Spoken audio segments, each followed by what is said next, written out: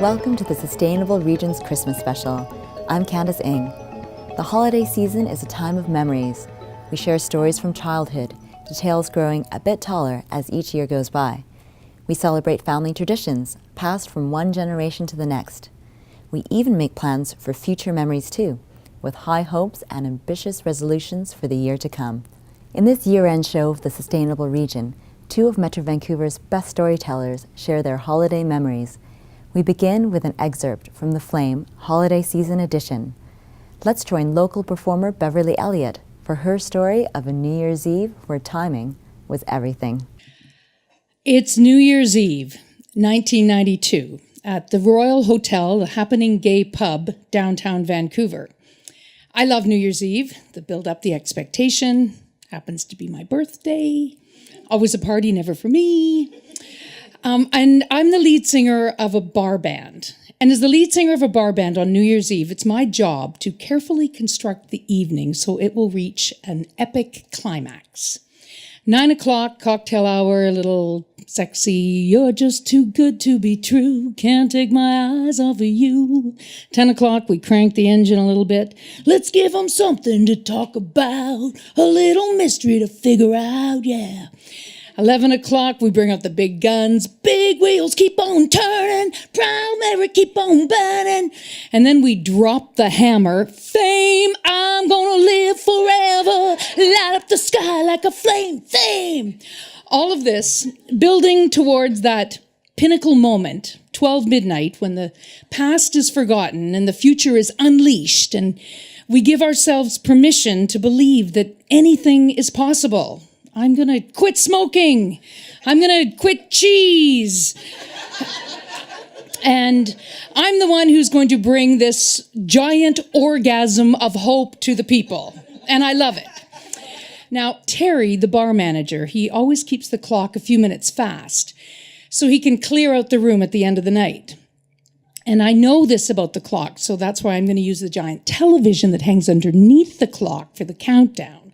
Tonight, Dick Clark is my man. Now, right now, old black and white movies are playing. 11:40, the room is going crazy. People are having a great time. And I call out to one of the busy waiters. I say, hey, Slush, can you get someone to change the channel on the television to the Dick Clark countdown? He looks at me like I'm speaking Japanese. He's so busy. And then he runs away, and I find another waiter. Tiny, can you get someone to change the channel on the television to the Dick Clark countdown? He smiles like I've just said, you have nice hair. Yeah, and he runs away. And so I'm starting to panic because the final part of my plan for this evening is at the 3-minute mark. I'm going to get the band to start playing the song Get Ready by The Temptations. We'll just play the chorus over and over. Get ready, here I come, until the countdown. So I turn to the band and I say, start the song, I'm going in.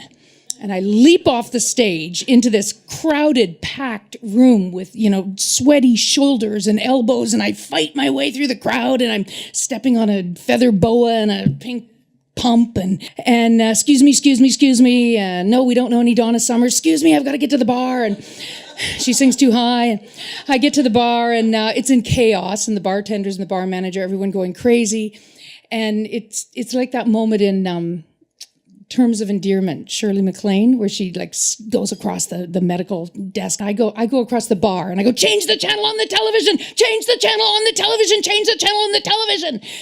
And then I body surf my way back up to the stage, crawl onto the stage, up to the microphone, look at the clock, 11:59, but I know that's bull because the clock is wrong. And I look at the television and Carol Lombard butts out a cigarette. I look to my band who shoot me back looks of horror because I'm their leader and this redhead is failing. And then I look back to the TV again, and this time I see color. I see fireworks. I see Dick Clark laughing. I see the time. 12:03. I scream! 10, 9, 8. People stop. 7, 6, 5. I'm scaring them with my anger. 4, 3, 2, 1. Happy New Year! Happy New Year! And I could be yelling, get the hell out of my lane! Happy New Year! It's great. Streamers fall and balloons and everything are released and people are hugging and kissing and eyelashes are coming unglued and it's all happening. We did it. And then I look across this room of people, these faces, mostly men, these smiling faces, and I can actually see them now, men that are holding on to each other and hugging and kissing and loving each other, and beautiful, beautiful men that have, with probably sad stories and checkered past, to have triumphed just to get here to this smelly beer parlor where they can take hands and hearts and say, I love you, right out loud. So at this stroke of midnight, or 12:05, it all works. It works. It's real. Hope is real. Happy New Year.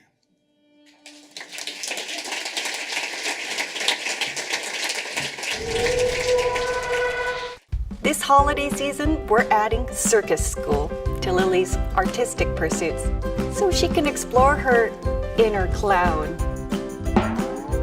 Create memories. Not garbage.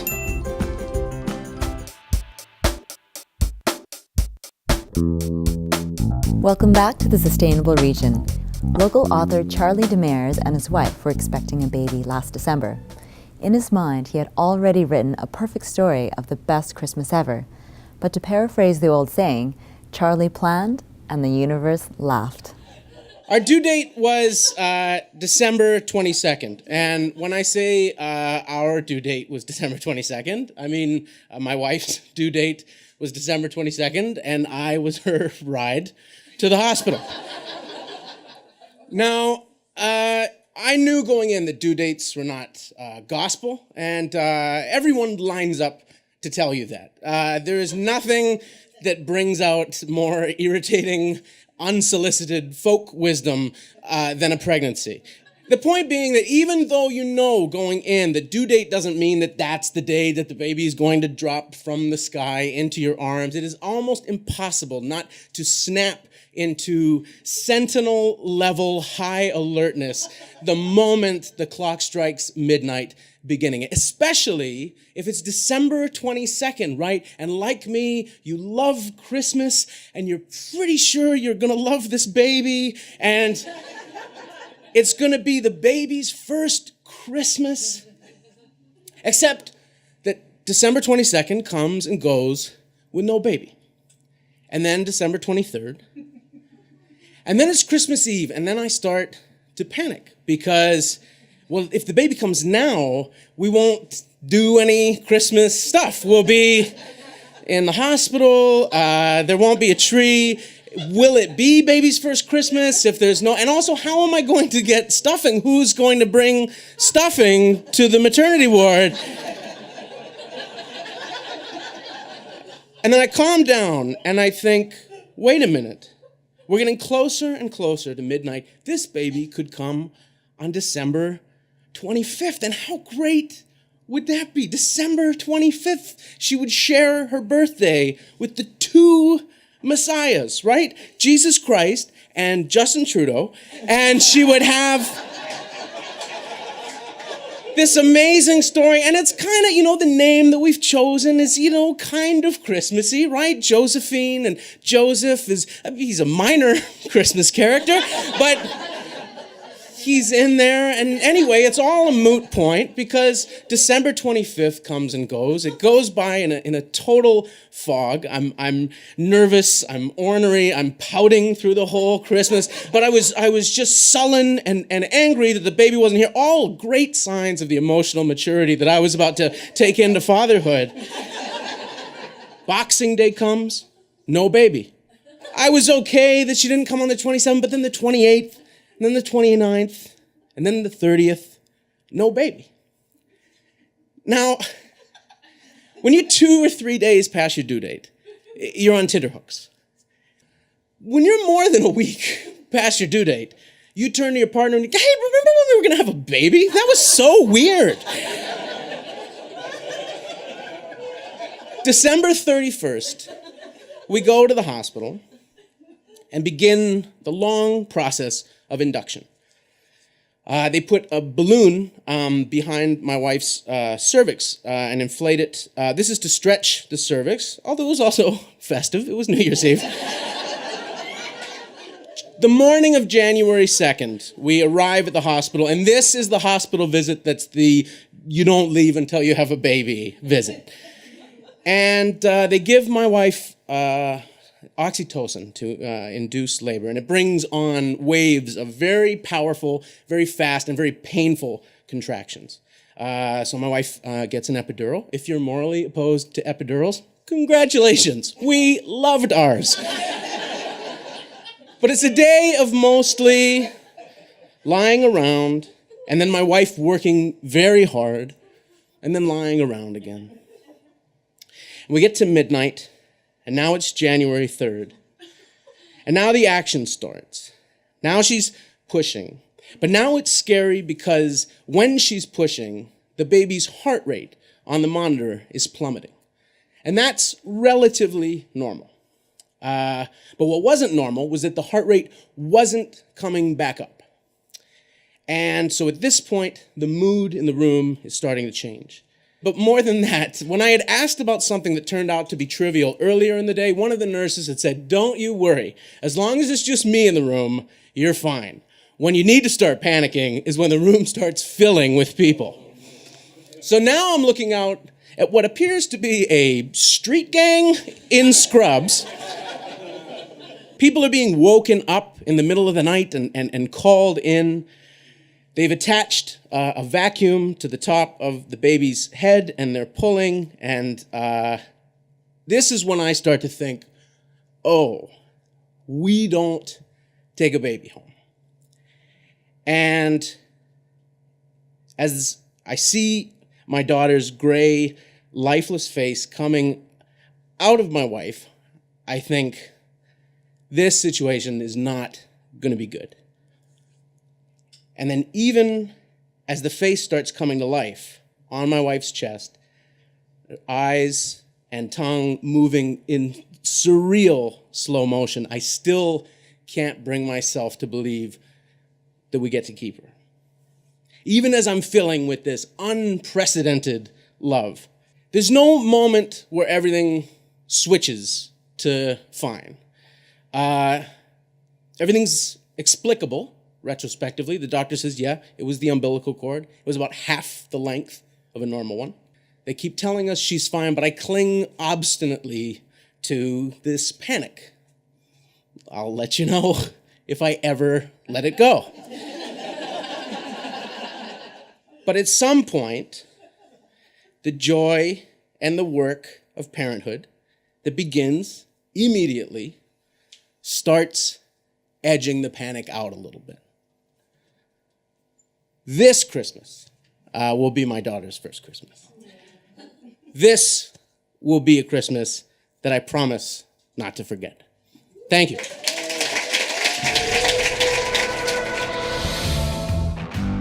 This year, Mom and Dad are giving Grandma a tablet for Christmas.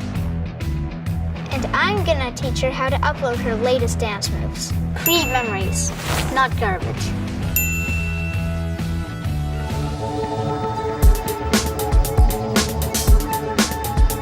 Welcome back to the Sustainable Region. I'm Candace Ng. For our final episode of 2014, we've shared a couple of moving stories from the holiday season edition of The Flame. To see more Flame stories, visit metrovancouver.org/Christmas and enjoy our region's favorite storytellers, with sometimes funny, sometimes sad, but always entertaining tales of their best holiday memories. The Christmas tree is a holiday symbol that dates back centuries. Nowadays, you can choose a real tree or an artificial version. But which one is right for you? This look at the environmental footprint of each option can help you decide. At this festive time of year, the question often arises, artificial tree or real tree? Which is better? I think I've come in with the 1R, which is reusability. It's something you can pull out of your garage or crawl space every season and use it over and over again. When you're considering buying a natural tree, most of them are grown here in the Fraser Valley. The benefits are also that you're supporting the local economy and local tree farms. And the plastic tree? If you can actually find a label on your holiday tree, you might find that in most cases they come from China, which is quite far away. Comparing even a decade's worth of real tree buying trips, the overseas shipping of an artificial tree creates more carbon emissions that contribute to climate change. What about the production phase? The downsides are that they are made out of petroleum products or plastics, so their carbon emissions come into play during the manufacturing and production phase. The type of materials and emissions also raise concerns about health. Needles are made of PVC plastic, and some may also contain lead. But the real tree isn't a perfect angel either. The way your real tree decomposes makes a difference. You want to keep organics, which in this case is your Christmas tree, out of the landfill, because when organics go to the landfill, they don't break down properly and they actually end up creating methane gas versus CO2, which is even a stronger and sort of a worse greenhouse gas that we want to keep out of the atmosphere. As well, during the dozen or so years between planting and harvesting, the tree farm uses fuel, water, and energy, and may also use pesticides and fertilizers. So, which tree is the better choice for the environment? If you use plastic, you'll have to use it a long time. About 20 years is how long you'd have to use that artificial tree to outweigh buying a natural one. On balance, the best choice you can make for the environment is a locally grown tree that is properly composted.